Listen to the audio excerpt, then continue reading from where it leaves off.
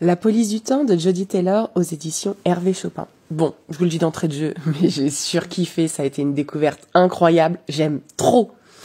Alors, quant à l'histoire, on est dans un futur, j'allais dire 2032, mais non, ça c'est un autre livre que je lis. On est dans le futur et on a moyen d'aller dans le passé. On a les capacités, sauf que évidemment ça a été utilisé pendant des décennies n'importe comment par tous les pays, à retourner dans le temps pour être les meilleurs, à faire la guerre, ce genre de choses.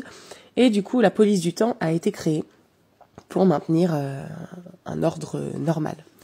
Tant pis pour le passé, enfin non pas tant pis pour le passé d'ailleurs, il faut que le passé reste comme il a été et on arrête de tout modifier n'importe comment. Police du temps qui peut être très violente, parce que comme on était en temps de guerre à cette époque-là, si vous enfreignez la loi, on vous butait tout de suite. Il n'y avait pas de discussion, t'étais mort et tout était détruit et potentiellement ta famille était tuée et potentiellement le village pouvait être rasé pour qu'il ne reste absolument aucun témoin et aucune possibilité de recommencer. Voilà ce qu'a été la police du temps.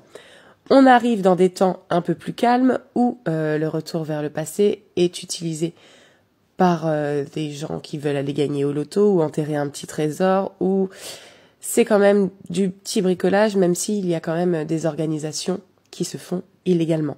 Mais on n'est plus dans des pays qui se font la guerre par rapport à ça. Arrivent dans cette histoire nos trois héros, avec quoi tout commence, Jane, Luke et Matthew. Jane a toujours vécu chez sa grand-mère, exploitée, disons-le clairement. Et je vous donne le petit truc parce que je trouve ça mignon, je sais pas si ça va vous intéresser parce que vous n'avez pas lu le livre, mais elle était très utilisée pour faire le ménage et un jour elle casse la chouette de sa grand-mère et là pour elle c'est le drame, elle ne sait pas comment elle va faire parce que sa grand-mère va la défoncer, du coup elle se barre. Mais je crois qu'elle aura mis beaucoup trop de temps, elle aurait dû partir bien plus tôt, mais bref, elle s'en va enfin. Luke, fils d'un homme extrêmement riche, a fait beaucoup de bêtises dans sa vie, du coup son père l'envoie à la police à qui il donne beaucoup de fric pour accepter son fils qui est bon à rien. Matthew, alors lui, il est le fils, enfin c'est un enfant qui a vécu à Sainte-Marie. J'y reviendrai plus tard, c'est un institut d'histoire en fait. Oui, l'institut d'histoire qui travaille de temps en temps avec la police du temps. Mais ils s'entendent pas très bien normalement ces deux institutions-là, mais lui veut travailler dans la police du temps. Ces trois-là vont former une équipe de bras cassés un peu. Personne ne veut spécialement d'eux, ils n'ont pas le physique de l'emploi. Et pourtant, ils vont s'avérer indispensables dans toutes les aventures qui vont se passer. Et en fait, ça m'a... Alors, sur le coup, je savais pas si j'allais aimer. En plus, c'est quand même un petit pavé, il fait 430 pages. Et je me suis dit, ça a l'air drôle.